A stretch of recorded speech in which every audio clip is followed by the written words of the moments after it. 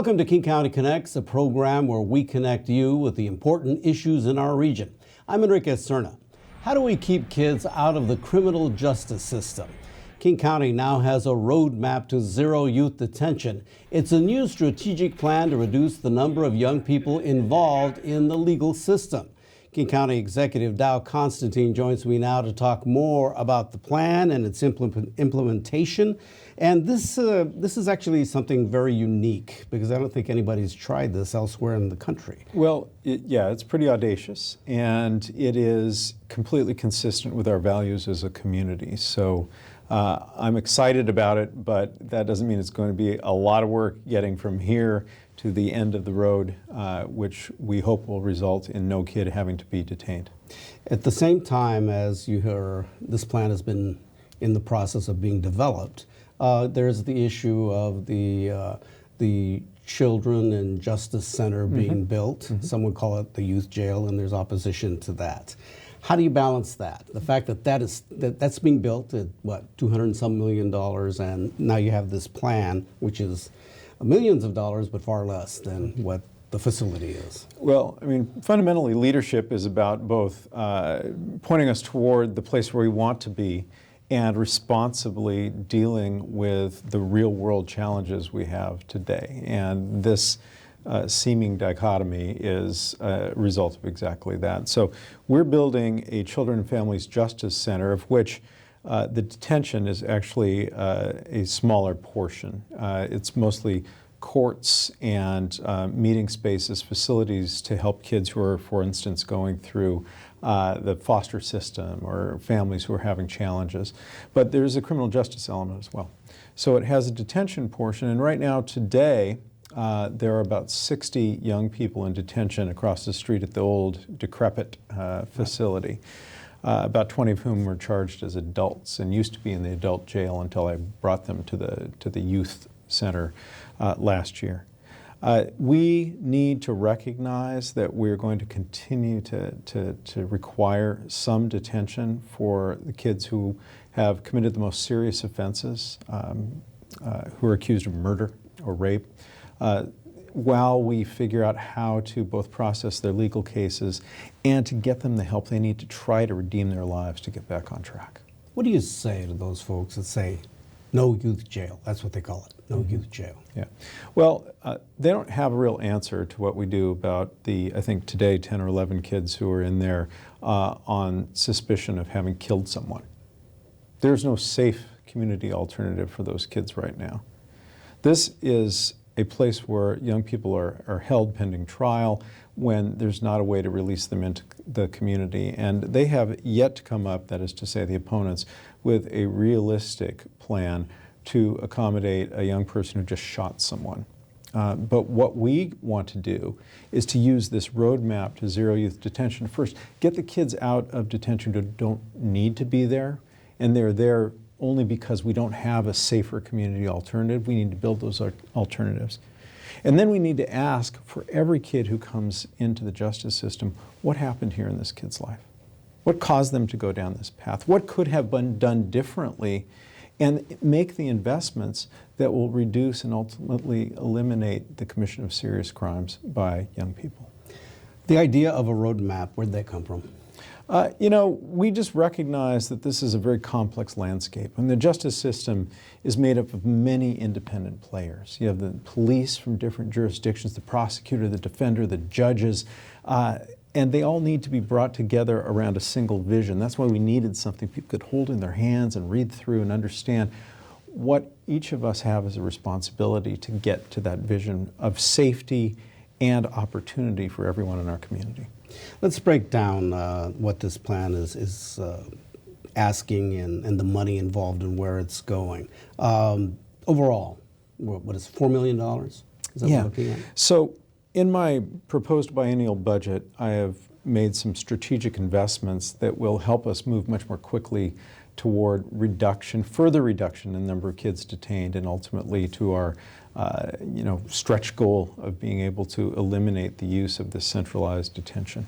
$1 million for community supports for electronic home monitoring. So right now, judges have the option of sending a kid back into the community or home on electronic monitoring. But a lot of those kids don't have much support around them. We need to build the community mentorships, the organizations that can be there with that young person in the community while they're waiting for the rest of the process to go forward. $700,000 for behavioral health. So last year we asked the legislature to allow us to use money that's available for behavioral health services for kids once they get in trouble with the justice system, to use that earlier to keep them out of trouble. The legislature didn't act on that, so we're going to take local money and put it into that idea because we believe that that is a good idea to reduce harm and redeem lives. And we're going to continue to ask the legislature to allow us for that flexibility.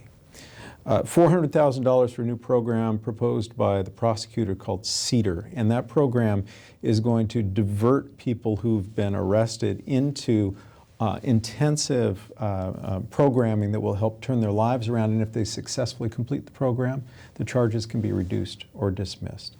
And finally, support for families, so that when the young person is detained, they are able to get to the court proceedings, that they get translated materials if they need them, that we are able to help that family surround that child with the support they need to, again, be able to get back on track. Zero detention, is that realistic? You know, we hold that out as a standard for ourselves, that anything less than that is a failure. And yet we recognize that there are going to be circumstances where, for the safety of the public or the safety of the kid has to be deprived of their liberty for a period. So zero detention requires us in every case to say, what happened with this young person? How could we have prevented this? Let's make the investments to make sure the next young person doesn't come into this situation. And for the kid who's in trouble, what can we do to help them both atone for what they've done and redeem their lives, get back on track, grow up healthy, and be able to live a successful, productive adult life? That is a high standard to hold yourself to, that you're never allowed to say, well, that was a bad apple, or we'll try to do better next time. We have to require of ourselves the discipline to say that every kid's life matters, and that in the context of still protecting the community, we have to make the investments to make sure everybody has the best chance at success. Those that have opposed the construction of the center and the youth jail, as they call it, often point to the fact that there's still racial disproportionality. Yes. And that's not just something that they are making up. It's a real thing. It's an absolute fact. Yeah. So how do you make a difference there when that continues to be an issue? So we have dramatically reduced the numbers of young people in detention over the course of the last 20 years, from nearly 200 to about 40 today, plus those who have been charged as adults. But as that has happened, the racial disproportionality in detention has gone up, and that is a result of a whole bunch of factors, including the inherent biases that each of us carry with us, whether we're white, black, Latino, Asian, whether we're school teachers or cops or judges.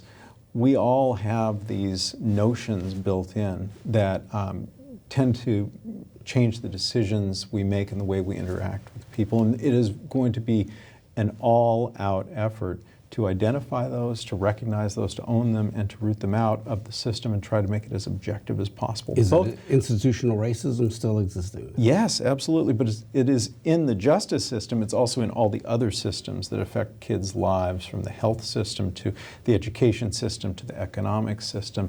We have to come to terms with that, not just in this community to succeed at this one task, but in this country.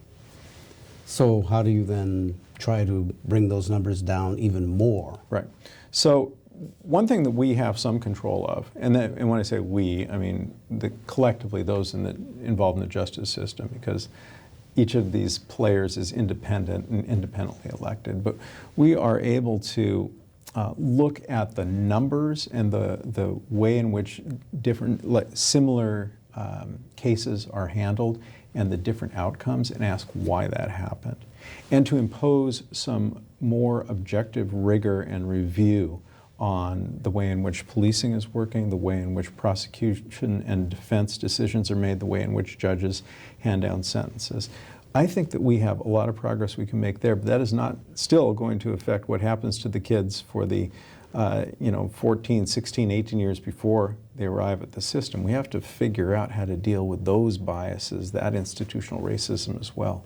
And that is why we have to have everybody working together on the same page. I'm so anxious for those who have opposed the construction of the Children and Families Justice Center, which is again primarily about kids who are in dependency situations, kids whose families have had challenges, but to have them come together with these other players in the system to identify what we can collectively do to take on the underlying forces that are causing a lot of this disproportionality. Can you bring them together? Yeah, I mean, we have to be able to. Everybody fundamentally cares about the same thing. We're coming at it from different perspectives. From my perspective, we have, like, the big challenge is uniting all of the players who run these different parts of the system towards shared goals.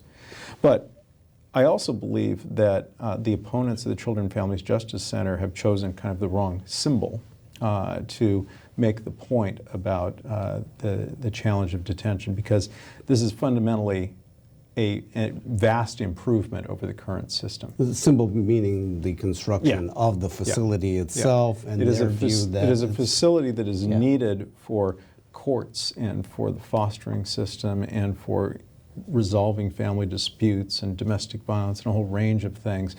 Detention is a portion of it, but the building that you see on First Hill is not a detention center. It's primarily courts, meeting spaces, and space for programming. But we've designed it, I had them design it, so that the detention portion can be systematically reduced as we continue to reduce the number of kids involved in the system and converted to outward-looking community programs. And I'm very excited to engage the community in that conversation. The reality is that the numbers of those young people being detained has gone down. A lot. And that's been because of both demographic changes and conscious decisions made by those who have come before me in this county, as well as people during my time as executive. I'm very optimistic that we are, by having this difficult conversation in our community, laying the foundation to do something that's not been accomplished in this country, not just moving away from detention, but moving toward embracing every young person and bringing genuine equity so that however they started life, everyone has a full and fair opportunity to grow up healthy and live a successful life and contribute back to the community.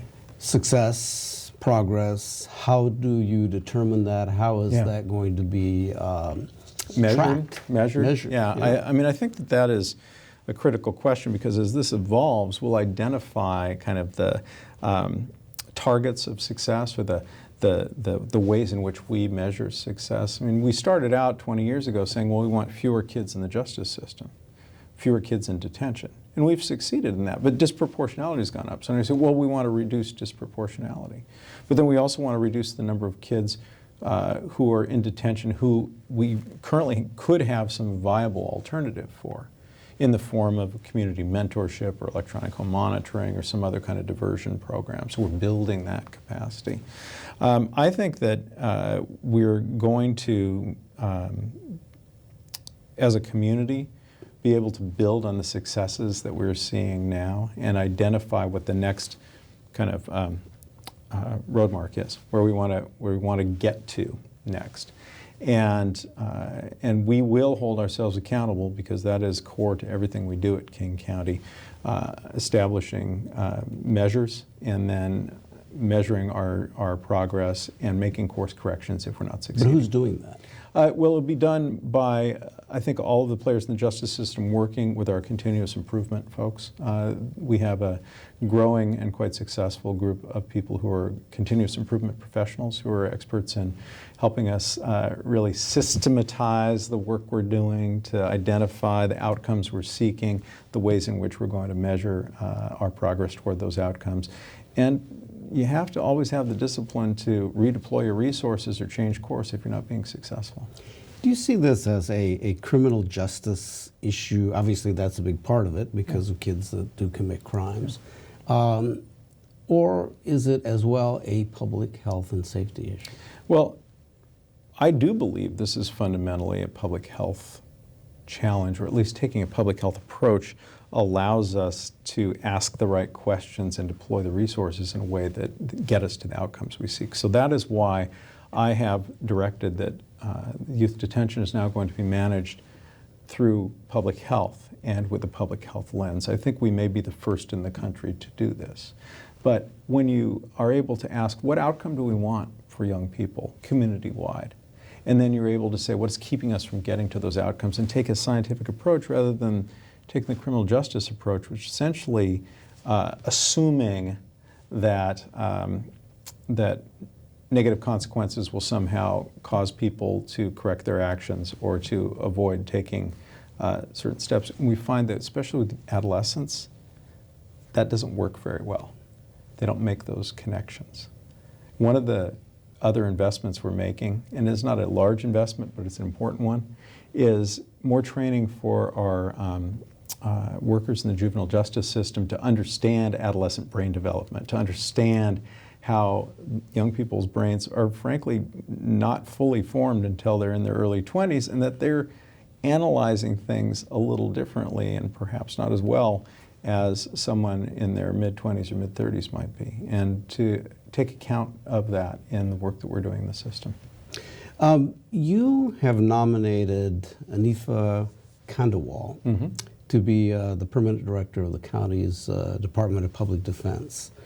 She has been vocal in her opposition to the construction of the Children and Family Justice Center. How's that working? How did you make that decision?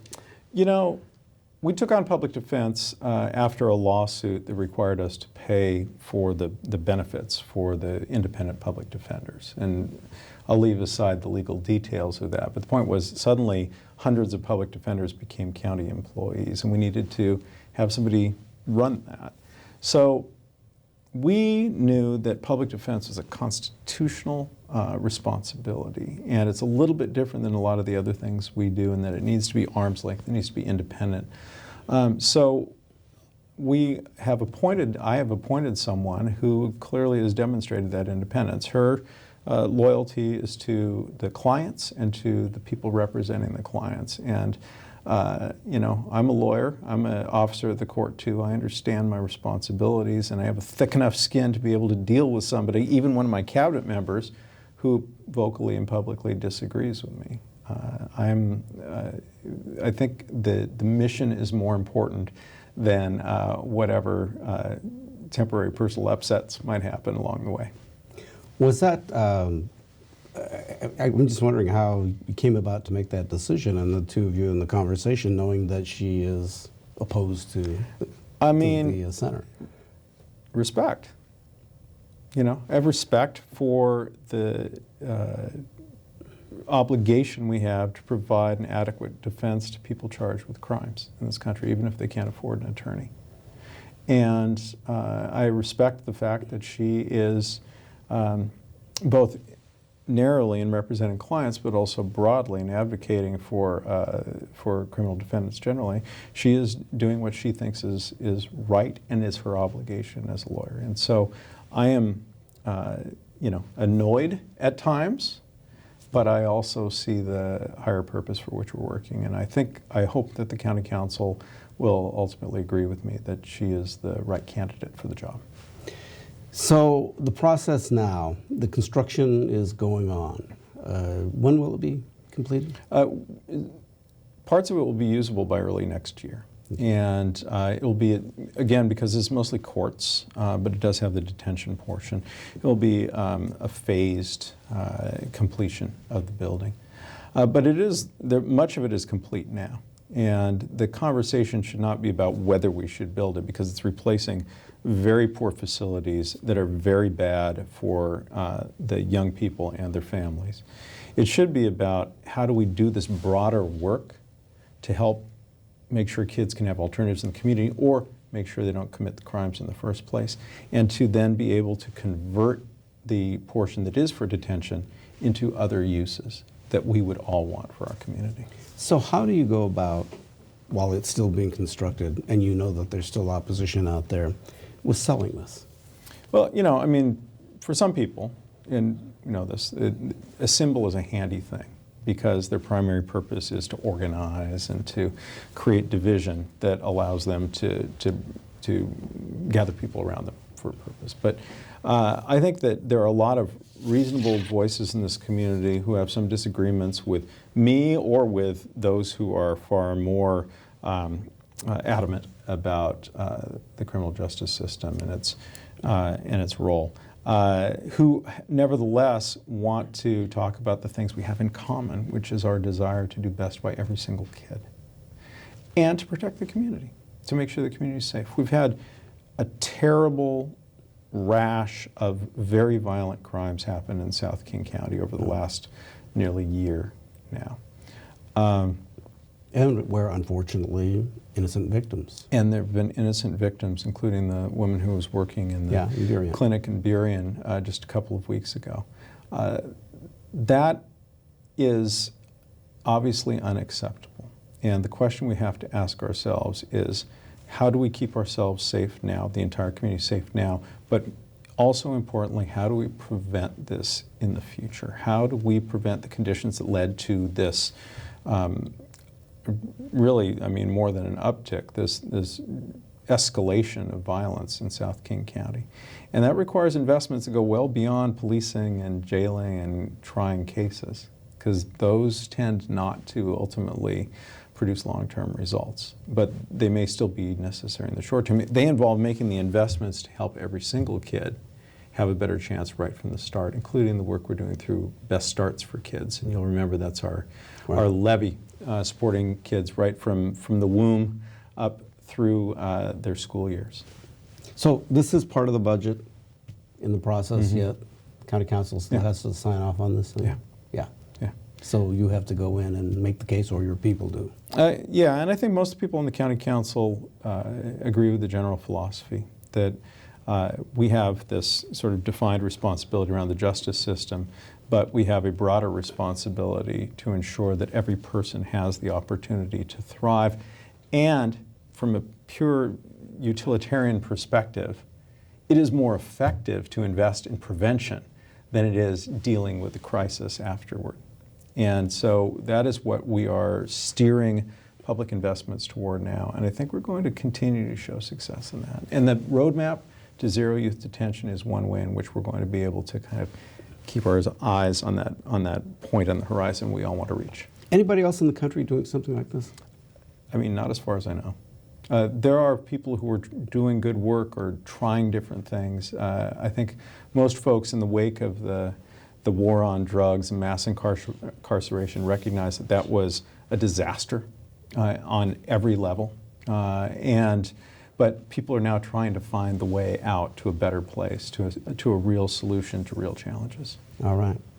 King County Executive Dow Constantine will continue to keep our eye on this roadmap to zero detention, see how the County Council acts on it and the progress as we go forward. Thank you for your time. I really appreciate it. And the breakdown of all of this. Thank you. And thanks for joining us for this edition of King County Connects. You can visit us online at kingcounty.gov/KCTV. And I'm Enrique Serna, and we'll see you next time.